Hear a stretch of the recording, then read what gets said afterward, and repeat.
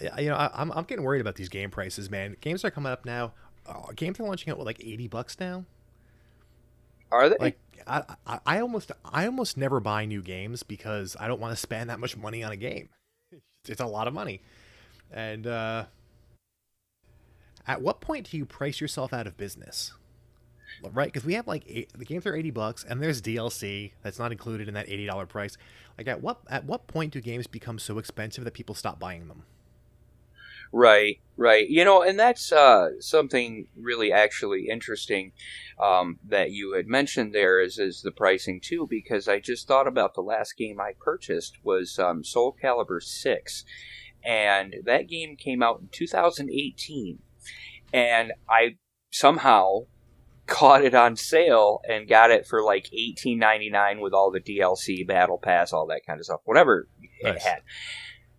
If I would have waited 4 more days, it would have gone right back up to $59.99. And I mean, honestly, I don't know about most people, but the way things are right now, I just can't see people being able to afford extras like $60 games on a continual basis. It just, I don't know, you know? Oh, fighting games are the worst. Fighting games are the absolute worst because they have made DLC mandatory to the point where half the roster is DLC. And fighting games are also highly competitive, and you have to lab. And you can't lab a character that you don't have. So you have to buy the DLC, or else you're going to get bodied every time you try to play online. Yeah. And now I'm terrible. I love fighting games. I'm terrible at them. I love them, but I'm really, really bad at them. But like Tekken, I love Tekken, and I had to have all the characters. I had to have all the DLC because I wanted to be able to lab every character and be less bad at it. But they have to do that because video games now are so expensive to produce. They cost more. It costs more now to produce like a AAA game than just it does to produce a Hollywood movie. Not obviously necessary. Like obviously, like Justice League costs more to produce than like Tekken. But in general, games are starting to cost more to produce than a Hollywood movie. That's ridiculous. And what's interesting about that too is I'm glad you brought up AAA games because I've polled a few of my friends and even some family members, and the results are actually quite interesting. That most of my family members and friends prefer indie titles over AAA games because AAA games are becoming so much of the same thing over and over and over again. Yes. Whereas these indie titles are absolutely gorgeous and beautiful and just amazing.